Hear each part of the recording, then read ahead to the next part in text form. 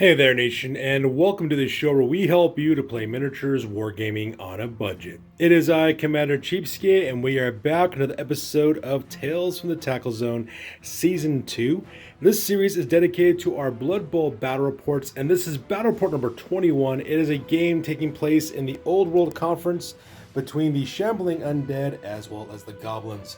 My little sister Shade is bringing her team, the Champions of Death, her Shambling Undead team, and I, of course, am bringing my team, the Scarcrag Snivellers of the Goblins.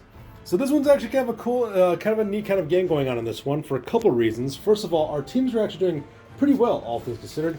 In fact, for my sister Shay, she's currently sitting at 2 wins as well as 1 loss, while I'm running at 2 wins as well as 1 loss as well. So we're doing pretty good for our leagues. At the same time, my little sister is also bringing in a star player. Bryce the Slice Campbell is his name, which will be represented by this ethereal glowing character over here inside of the dugout right now. So I'll be really excited to see exactly how this game works out. And I'm also bringing a Bombardier in my team for the very first time as well. So I have another secret weapon in my team as well, being a Bombardier in this situation. So what's going to happen is this. We're going to play some background music real quick. As the music is playing, we will show you videos of both teams as well as their rosters. If you want to see exactly what we're bringing for this battle report, go ahead and pause and take a look at your leisure. So that being said, let's get this battle report.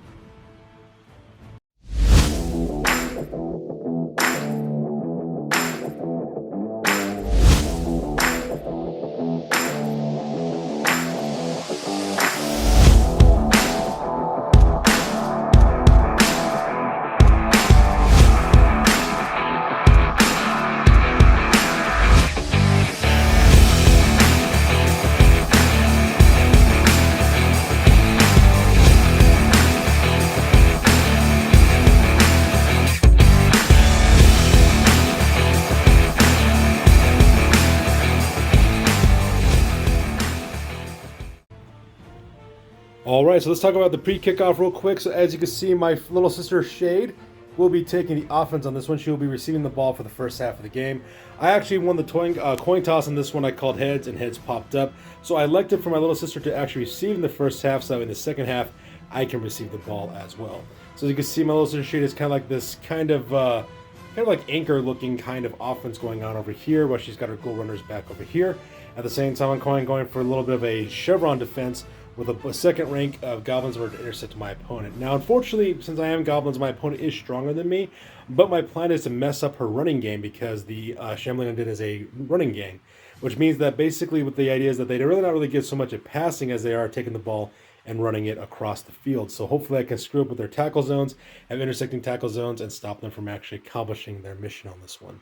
So, as well as our pregame situation over here for the Shambling Undead, the Champions of Death have 3 rerolls, and they have a fan factor of 4 in this game. Meanwhile, I have 3 rerolls as well as 2 bribes, and at the same time I have a fan factor of 6 on this one. So this one should be pretty amazing. So with that being said, we go directly to the kickoff table. I'll be right back after kickoff. Alright, so now we're back for the kickoff. As you can see, the ball pretty much just bounced over here, about 2 squares back to the right of this ghoul player back over here at the same time. Now, at the same time when we actually rolled for the kickoff table, we rolled a brilliant coaching on this one. So because that, both Shade and I both rolled a d6, and we, of course, added any assistant coaches that we had. We didn't have any assistant coaches, it didn't matter. I rolled a 1 for my roll, and my sister Shade rolled a 6. So because of that, she gets an extra reroll for this drive. So she'll have 4 rerolls in this, this drive until she uses it. And of course, if she doesn't use it by the end of the drive, she doesn't actually get to keep it. So that being said, we go directly to the top of turn number 1 for my little sister Shade. I'll be right back after her turn. Alright, so now we're back after turn number 1 for my little sister the Shade, and as you can see, some dramatic things have taken place on the line of scrimmage. First of all, she just kind of muscled her way with her mummies and stuff right across my line of scrimmage, managed to push back my 2 trolls with power results and knock them over, also reinforcing it with her zombies as well, taking point in order to lock these guys down. At the same time, she also moved up with her skeletons on the wide zone over here, doing a blitz action with one of her whites, pushing back one of my goblins over there, at the same time marking these guys in the wide zone as well. Now, the most dramatic thing that pretty much took place was our 2 ghouls, Hotjai, as well as Petru of the Shadows. They move up and actually pick up the ball, move together as a pair directly to this wide zone. Looks like she's going to try to run right past me, head directly to the end zone as well. And that pretty much makes up Shade's turn on this one. So with turn number 1 over with, we go directly to the bottom of turn number 1 for my team, the Scarcrag Snivellers. Alright, so now we're back with the bottom of turn number 1 for my team, the Scarcrag Snivellers. So let's talk about exactly what happened. So not much really happened for the most part. I stood up my trolls so that way they could participate in the next round as well. At the same time, I activated my Bombardier Boom Boom for the first time. So Boom Boom actually goes along the back line of scrimmage as well. Moving up his maximum movement allowance, and he goes for Hail Mary pass directly towards Petsu of the Shadows, and I roll a perfect 6 for the hit on that one. So the hit goes off, it explodes, I penetrate his armor, and Petsu the Shadow becomes a casualty, getting a seriously hurt injury. So because of that, he will miss out his next game and will not participate in the rest of the battle report as well. Now from there, I then also activated my Pogoer. That guy's name is, Snot Goaty Annoying. He actually moves directly from this area, managed to get past the tackle zones, and managed to come by and sweep and pick up the ball at the same time. And at the same time, one of my players, of course, was a block a player directly into the skeleton. Unfortunately, because he's weaker, I have to roll 2 dice. My opponent had to pick both results. Ended up picking the both player down result. The reason why is because the other one was a power result, so he wasn't going to go for that. So both of my guys go down, and because of that, it caused immediate turnover for that one. So because of it, we go directly to the top of turn number 2 for my little sister Shade. All right, so that takes directly to the top of turn number 2 from our little sister the Shade. And as you can see in this photo, kind of a short-lived turn for the most part, as you can probably see right here. So what ended up happening is, first of all, she decided to activate who should try her ghoul, who tries to throw a blitz directly into Snotgo the Annoying. Unfortunately for her, though, she got both player down results on both of her rolls, so because of that, she decided to burn up one of her rerolls in order to redo the tackle. In that case, the only thing she was able to get was a stumble as well as a player down result, so she decided to go with the stumble. And since I got a dodge from my little Pogoer, all I ended up doing was being a push instead, so he gets pushed back up 1 square. Now from there, of course, Shade did activate her next white. His name is Ashfa Senut. Managed to pass the agility test in order to get out of the tackle zone for my Goblin, makes it all the way over here in order to mark my little Goblin player over here. However, the second white up here on the top, player number 6, Amonton Offate, does try to escape from the tackle zone, but unfortunately fails, and he actually falls and gets knocked over as well. Now because of that, Shade already burned up one of her rerolls earlier, so she couldn't use that die on that one, which caused immediate turnover for her team. So because of that, we go right to the bottom of turn number 2 for my team, the Scarcrag Snivellers. Alright, so that takes right to the bottom of turn number 2 for my team, the Scarcrag Snivellers, and touchdown number 1 for my team, the Scarcrag Snivellers.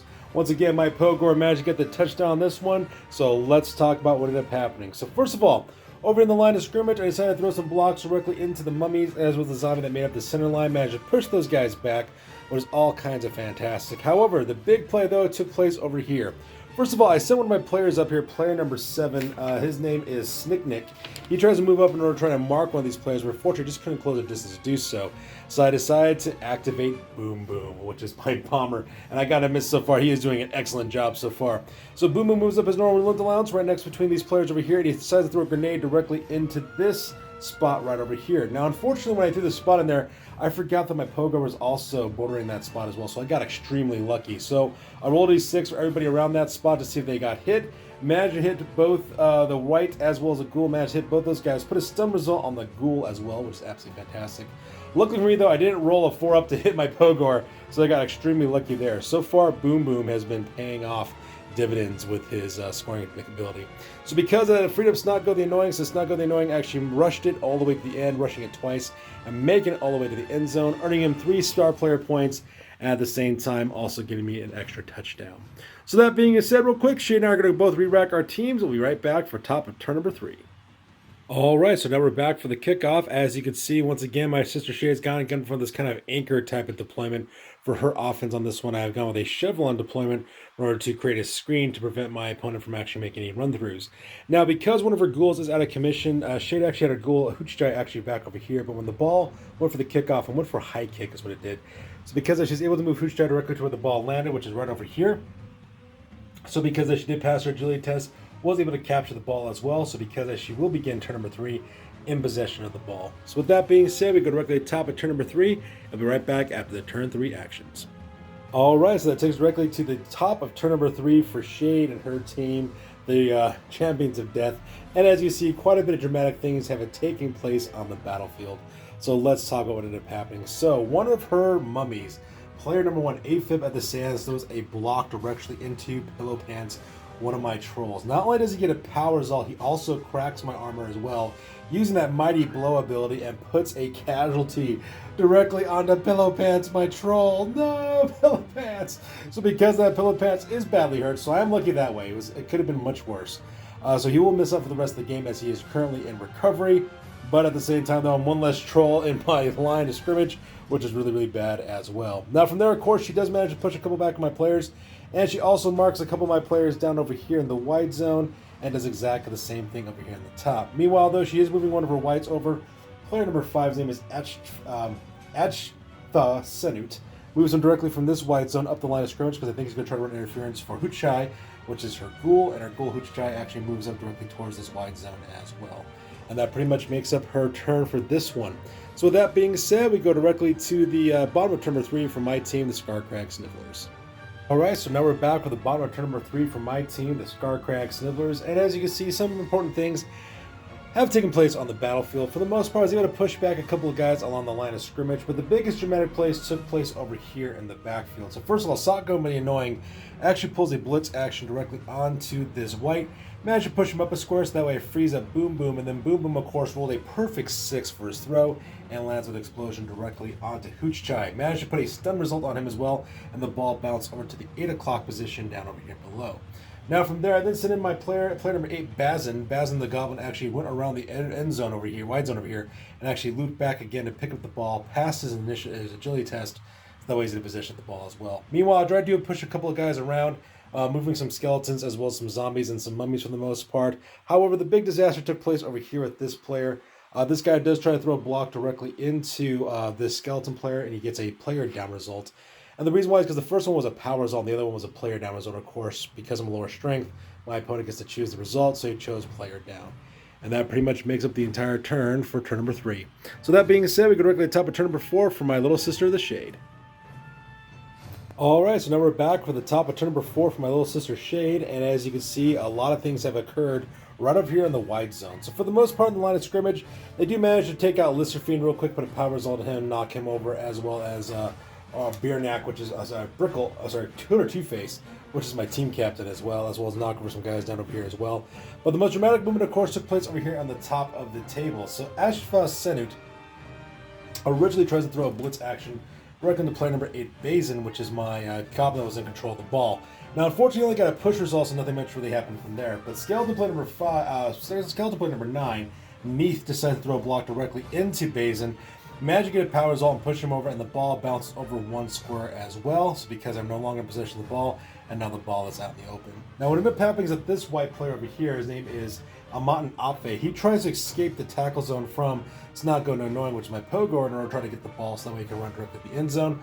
Unfortunately for him, though, he does stumble as a result of that, so because it caused immediate turnover and the end of turn number 4 for my little sister Shade.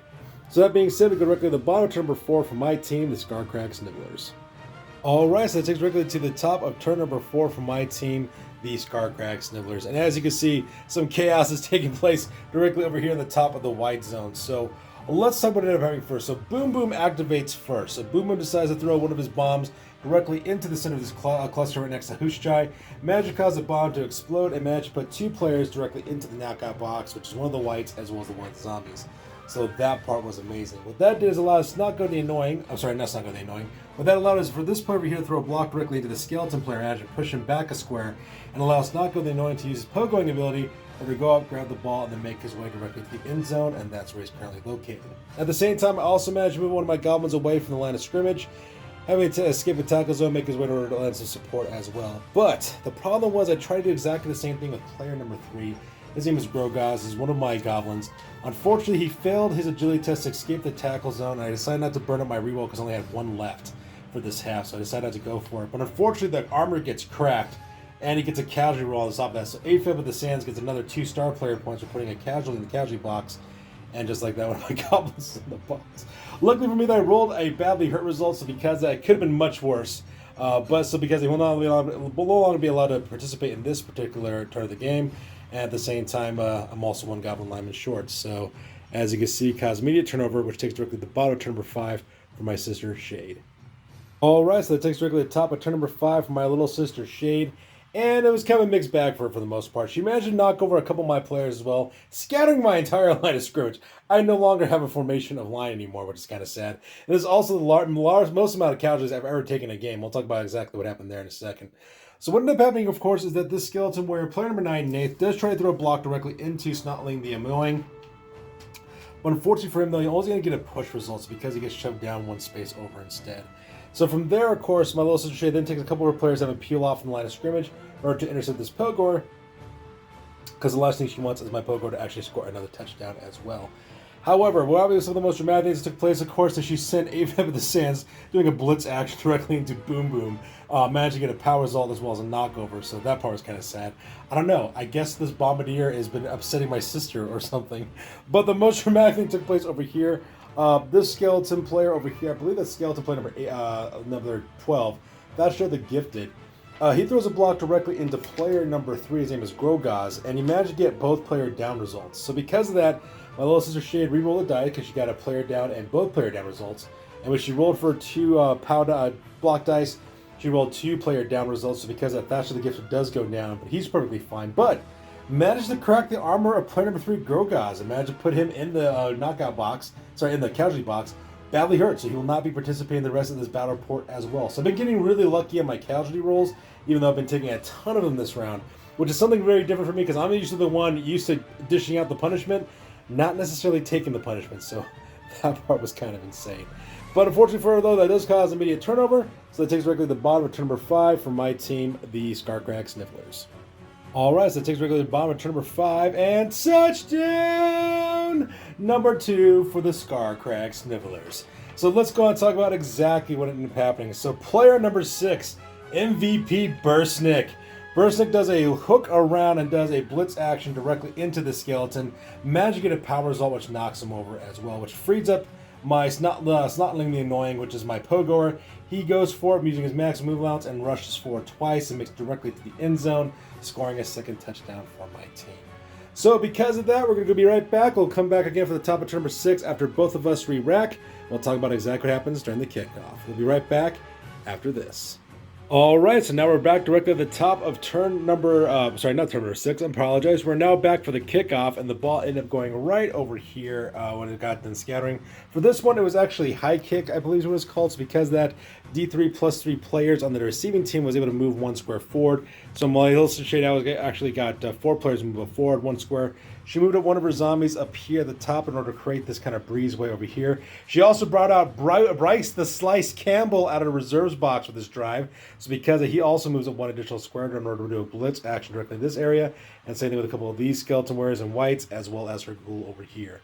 And that pretty much makes it the kickoff on this one. So the kickoff over with, we go directly to the top of turn number 6 for my little sister, the Shade. Alright, so that takes directly to the top of turn number 6, and as you can see, some pretty crazy things have ended up happening over here on the board. So as you can see, my little sister Shade takes the offensive on this one, actually starts pushing back a lot of my guys off the line of scrimmage, especially here in the center. She actually tries to block with one of her zombies directly into my Fanatic Magdad, the leg puller, but unfortunately for her, though, she only got a push, and they got pushed over once. Didn't knock him over, so it doesn't cause injury for him as well, which means I'm going to wreck all kinds of face on my next turn when I can. At the same time, probably the most dramatic thing took place down over here. As you can see, my sister Shade actually made a little avenue of approach right here to the main line, bringing up Hoochja in order to move up forward with the ball. But Bryce the Slice Campbell puts another casualty on my team with Snotgo the Annoying. My Pogor puts a badly injured result on him, so because he goes to recovery, he will not participate for the rest of the game. And man, I'm just taking all kinds of casualties in this game. But the only saving grace, though, is I am currently in the lead right now with 2 touchdowns, so that part is absolutely fantastic. So as you can see, she moves up the rest of her team members up and directly into blocking positions, and that pretty much makes up her drive. So with that being said, we go directly to the bottom of turn number 6 for my team, the Scarcrag Snivellers. Alright, so that takes us right to the bottom of turn number 6, and some crazy things have occurred right over here in the line of scrimmage. So first of all, may I grab the leg puller, man. That guy was a beast. Imagine knock around these mummies a couple of times, clearing out this line of scrimmage for all of his movement squares as well, which is all kinds of awesome. At the same time, one of the most important things I did was my Doom Diver, my little Doom Diver, as well as my Boom Boom, my Bombardier. Boom Boom actually threw a grenade and landed directly onto Bryce the Slice Campbell. Managed to put a knockdown result on him, so because he got knocked over, but he was perfectly fine and penetrated his armor. But my Doom Diver, on the other hand, Scarcrag Madjaw, throws a blitz action directly into him, and I decide to foul him at exactly the same time. Rolled an 11 and rolled a knockout result, so because that Bryce the Slice Campbell is currently in the knockout box as well. And if you notice, there are some more injuries, and let's talk about that real quick. So the very last thing that ended up happening is that I decided to send in one of my Goblin blockers. His blade was player number 4, his name is Gumnit. Government throws a block directly into skeleton player number 12, Thatcher the Gifted. They both get a knockdown result because when I rolled for my dice, it was both players knocked down. My opponent couldn't choose, so we had to roll for armor for both those guys. Managed to crack the armor both of them and put a badly hurt injury directly onto Gimnet. But at the same time, it did exactly the same thing with player number 12, Thatcher the Gifted. So both these players knock each other over as well as get 2 star player points for knocking the crap at each other, and they're both out of it as well. So just like that, I got 5 members of my team right now in casualties. So that part was really rough as well. I forgot to mention, when I put Boom Boom on the line, I ate up my very last of my bribes, so I have no more bribes anymore for the rest of the drive. So that part's kind of crazy. But anyways, there you can see right there, ladies and gentlemen, cause immediate turnover of the game. So because we go directly to the top of turn number 7 for my little sister Shade. Alright, so that takes me to the top of turn number 7 for my little sister the Shade, and unfortunately for a disaster strike. So first of all, she does stand up the members of her team that got knocked down earlier, and she also was one of her zombies in again the blocking position with these 2 goblins. But with Hoochchai, he tries to go for it twice. Rush the first time, managed to succeed, and goes for a second time, but rolls a 1. So because of my sister Shade tries to burn a reroll, but she used up all of her rerolls in this first half. So because of that, the ball just bounces over to the 2 o'clock position, and it causes immediate turnover for my little sister, the Shade. So with that being said, we go directly to the bottom of turn number 7 for my team, the Scarcrag Snivellers. Alright, so that takes directly to the bottom of turn number 7, and some chaotic things have occurred for the most part. So, like before, what ended up happening, I set my Doom Diver directly towards Hoochchai so that we can pick up the ball, hopefully in his next turn as well. We only got 1 more turn left during this half. At the same time, Boom Boom also managed to slip out of the net and actually managed to escape from this white and throws one of his grenades directly into one of the mummies. His name is Senru Nabotan.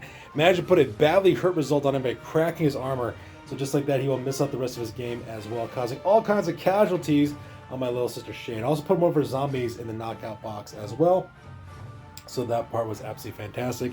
And that was all due to my little McGrath leg puller, my fanatic who managed to knock down a couple more people at the same time. While this is correct course, send a couple of my goblin players directly towards the end. Hopefully I can pass the ball and maybe score a 3rd touchdown by my turn, but we'll see exactly what ended up happening. So that pretty much makes up turn number 7 for this one. So with that being said, we come back at the top of turn number 8 for our little sister Shade. Alright, so we come back for the bottom of turn number 8 for my little sister Shade. And as you see, not much really happened, of course. She did try to move up as quick as she can in order to repossess the ball, but unfortunately she just didn't have enough movement in order to do so. So that pretty much ends her turn pretty quickly, unfortunately, just because she doesn't have enough players in order to get the ball directly to the end zone. So that being said, we go directly to the bottom of turn number 8 for my team, the Scarcrag Snivellers.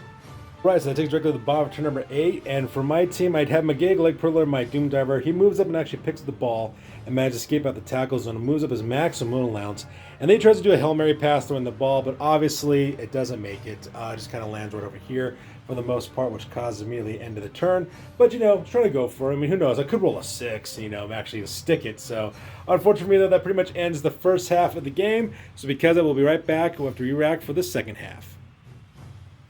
Alright, so now we're back for the second half of the game. Unfortunately for my little sister Shade, Bryson Slice Campbell was sent off because he is a secret weapon and he was using the first half. And my sister Shade does not have any bribes for her team, so because he does get sent off.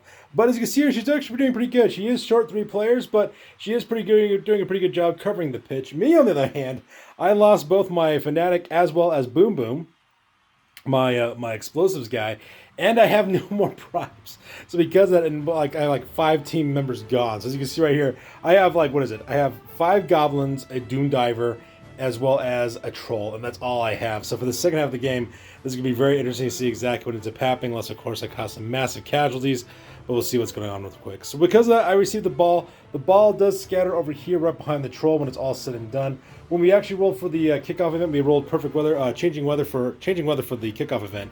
And once again, we re-rolled for perfect weather, so the ball does end up right over there behind the troll.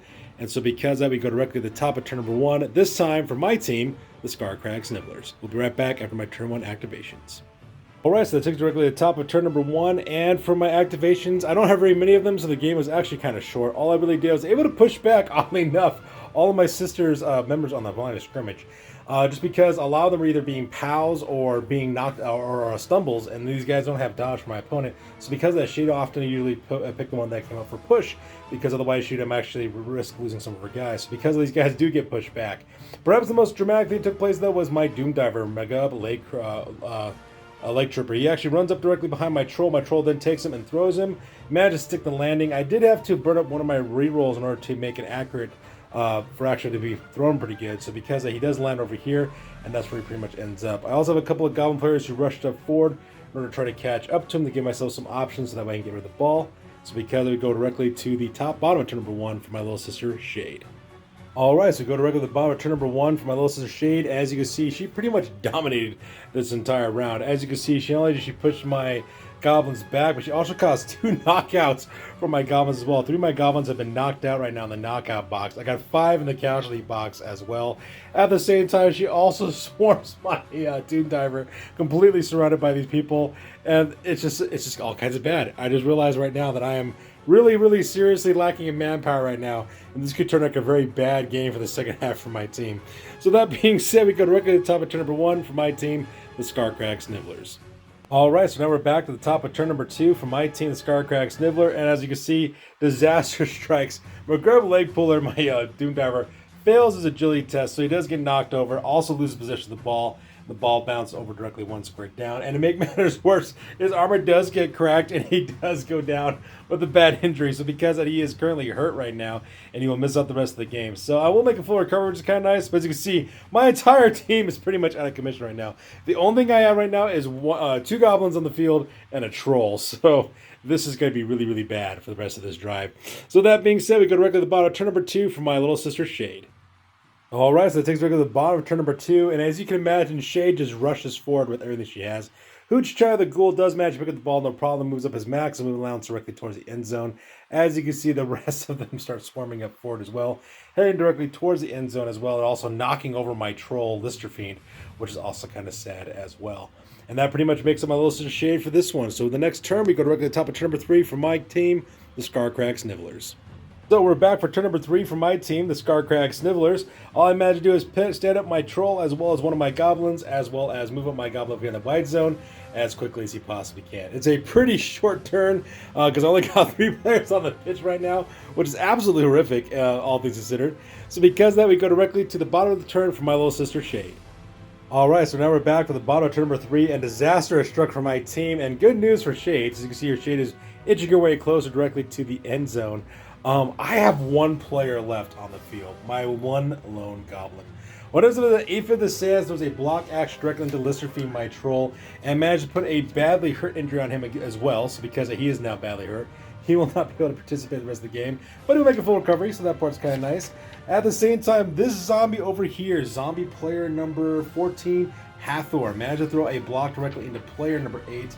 That character's name is known as Bazin. Managed to put a seriously hurt on him. It's because he will also be out of the action for the rest of the game, and he will also not be able to participate in his next game because he will miss out on it as well. So that part is extremely brutal for my team. So my team my team doesn't exist right now. I only have the 1 Goblin player right now for my team. So that being said, we go directly to the top of turn number 4 for my little sister Shade.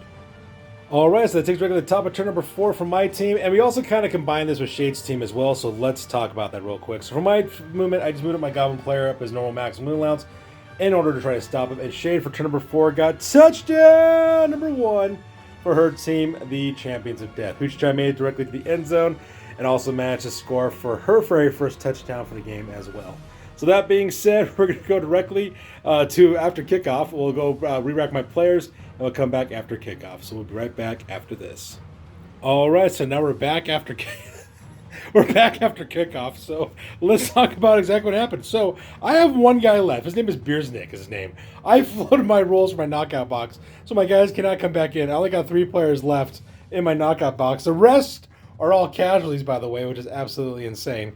So because of I put them in the line of scrimmage. As you can see, the entire Champions of Death team is directly on the line of scrimmage as well. So we go for the scatter on this one. The ball scatters all the way back over here next to the line of scrimmage, just 1 space away from actually getting a touchback. But when we rolled for this one, I rolled high kicks. So because I was able to take my 1 player that I had in the line of scrimmage, he goes all the way back over here to catch the ball. So I'm currently in possession of the ball, which is nice.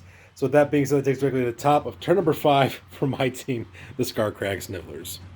Alright, so that takes a look at the top of turn number 5 for my team, the Scarcrag Snivellers. All I do is I take Beersnick and I move up his maximum allowance directly near this grate as I make my way directly against this entire team towards the end zone. So that pretty much makes up my entire turn on that one. So that being said, we go directly to the top of turn number 5 for my little sister, the Shade. Drawn on turn number 5 for the Champions of Death. And as you can probably imagine, all kinds of bad things have just happened right now. One of my little sister's whites, I believe that is Anjab Senate. He actually throws a blitz action directly into Beer's deck. Managed to put a power result on him as well. So the ball does bounce out of his possession directly right into the square right above the grate. So Hoochchai actually moves up and actually picks up the ball and manages to sweep it. As you see, the rest of the team also moves up as quickly as they can as well. And that pretty much makes up turn number 5 for this one. So with that being said, we go directly to the top of turn number 6 for my team, the Scarcrag Snivellers. It goes directly to the top of turn number 6 for both of our teams, and touchdown number 2 for my little sister to the Shade on this one. So she managed to score a second touchdown on this one, and that's because we just basically combined the turns. All I could really do is just take Beersnick and actually stand up. So immediately right afterwards, Shade takes her player and runs directly towards the end zone and managed to score another touchdown for her team as well. Now, on this one, of course, we will be right back after we re-rack. I'm not going to give up on this one. Even though I got the one player left, I can still get my rest of my players out of my dugout. And even if that's the case, I could call the game on a tie with this one, but my little sister Shade deserves another win if she wants to. So I'm going to keep on going to see if she can actually pull off a victory on this one. So we'll be right back after the kickoff. Alright, so that takes us directly to the kickoff on this one. So luckily for me, my 3 dugout players did manage to pass their knockout results. So now they're definitely participating on this one. So I got 3 guys in line of scrimmage. I got Beersneck in the back as well. And the ball did finally scatter about 3 spaces behind him as well, right over here near the end zone. And for this one, we actually got cheering fans. I managed to win the roll on cheering fans. So because of that, I got to roll on the Nuffle table, which means I get actually 1 additional star player point if I do manage to make a successful pass. So instead of doing 1 star player point, I actually get 2, which is kind of cool. So that being said, we go directly to the top of turn number 7 for my team, the Scarcrag Snivellers. We'll be right back after this. Alright, so that takes us directly to the top of turn number 7 and disaster strikes for my team. As you can see over here, basically what ended up happening is I went to go actually do some blocking actions, but ended up pushing back these 2 players, but got both players down. So because of that, it does cause immediate turnover for the team because I was able to, one of my players went down. And so because of that, that pretty much ends my turn on this one. So that being said, we go directly to the bottom of turn number 7 for my little sister, Shade. Alright, so that we go directly to the bottom of turn number 7 for my little sister, Shade. And as you can see, a lot of advantageous things happen to her. First off, she does manage to throw some block actions directly into my line of scrimmage and manage to knock those guys over, which is kind of rough, which then, of course, allowed her teammates to actually swarm across the line of scrimmage directly towards Beersnack. At the same time, she also rushes forward twice with Hoochchai in order to go pick up the ball as well. Now, she did roll a 1 from one of hers, but because she has rerolls for days, she decided to burn up one of her rerolls on that one. And so because of that, she's perfectly fine as she makes her way directly towards the end zone.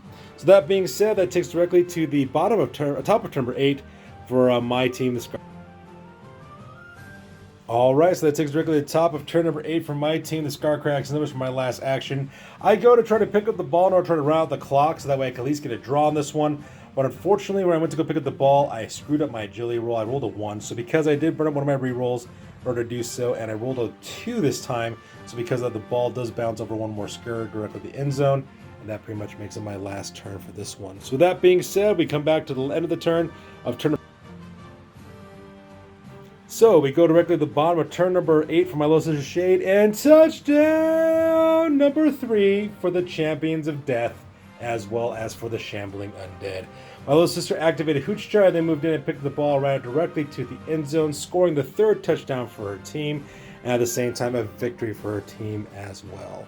So this was a very knocked out, grueling game. So because I will go directly to the post game because the Shambling Undead have won this one, and it pretty much ends our battle report for this one. So that being said, we go to the post game because this game is now officially over. That's it, man. Game over, man. It's game over. I thought about staying. They offered me the chance to lead them, to teach them, to be king. Uh-huh. But my place is here, so I swallowed the juice, said the words, and here I am. Did you say the words right this time? Well, maybe I didn't say every single tiny little syllable, no, but basically I said them, yeah. Basically. Alright people, now it's time for the After Action Report. This is the part of the battle report we talk about what went well, what went poorly, and what we can learn for the next time that we do battle. This is the After Action Report for Tales from the Tackle Zone Season 2, After Action Report number 21. This was Game 11 in our Old World Conference, and my little sister Shade managed to pull the victory on this one. So for my team, the Scarcrag Snivellers, I actually suffered quite a bit on this one for casualties. My following players were badly hurt, so Goblin player number 3, Grogaz, player number 4, Gumnit, Goblin player number 7, Snillkick, Nick, Pogo number 15, Magub Leg Pooler, player number 18, Snotgoat Annoying, player number X, my Pillow Pants, which is my Troll, and player number 0, Listerfiend. All those guys suffered badly hurt results, so they couldn't participate in the game, but they made full recoveries, so no harm, no foul. However, Goblin player number 8, Bazin, however, got seriously hurt because he will miss out his next game as he is currently in recovery. Now for advances on this one, my player number 18, Pogoer Snotgoat Annoying, chose the sprint skill and actually increased his value by 20,000 gold pieces. And player number 7, Snellsnick, actually got the MVP on this one, which gave him 4 additional star player points, but not enough to actually get an advancement on that one. Now for my winnings, I was able to score 70,000 gold pieces, and when combined with the 50,000 gold pieces I had in the treasury, gave me 120,000 gold pieces in total. For my dedicated fans, luckily none of them changed because I got pretty lucky on that one even though I lost that one, so I'm still stuck at 3 dedicated fans. But with 120,000 gold pieces I got for my winnings, I recruited a star player named Nobla Blackwart, the legendary Goblin star player with a chainsaw. He cost me 120,000 gold pieces, so I spent all that in order to recruit him. He comes with block as well as chainsaw, dodge, loner 4-up. He's also got a secret weapon, stunty, kick him while they're down special rule, which means that once per game he can use his chainsaw attack against on a fel and not be sent off by using it. So very powerful ability for that guy. Now because I spent all my gold pieces getting him, I didn't get any inducements, and for my league points I managed to score 1 league point for causing at least 3 casualties in this game, giving me a grand total of 9 in total. My new record now is at 2 wins, 1 loss, and 1 draw, and my new team value now is at 1,355 points. So moving on to my sister's team, the Champions of Death of the Shambling Undead. My sister did suffer 2 injuries on this one. Mummy player number 2, Senru Nabotan, actually makes a full recovery because he was only badly hurt in the previous game. And Ghoul player number 3, Pets of the Shadow, however, suffers a seriously hurt, so because he will miss out his next game because of that as he's in recovery.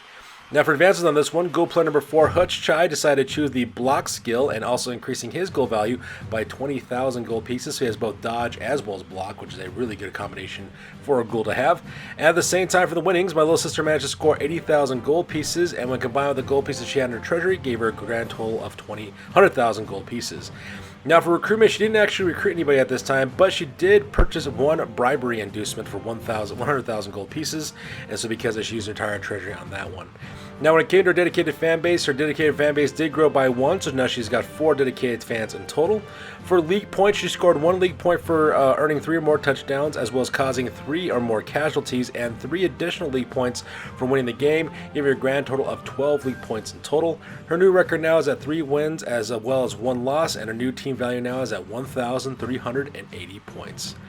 So you guys have it. That makes up battle report number 21 of Season 2 of Tales from the Tackle Zone. As always, please feel free to like, comment, and or subscribe. Your guys' input is invaluable to us as always. Also check us out on Facebook, Instagram, as well as blogger.com for all the latest greatest hobby news related to this channel. That's good for this one, you guys. We'll catch you guys in the next one. Peace out and stay classy.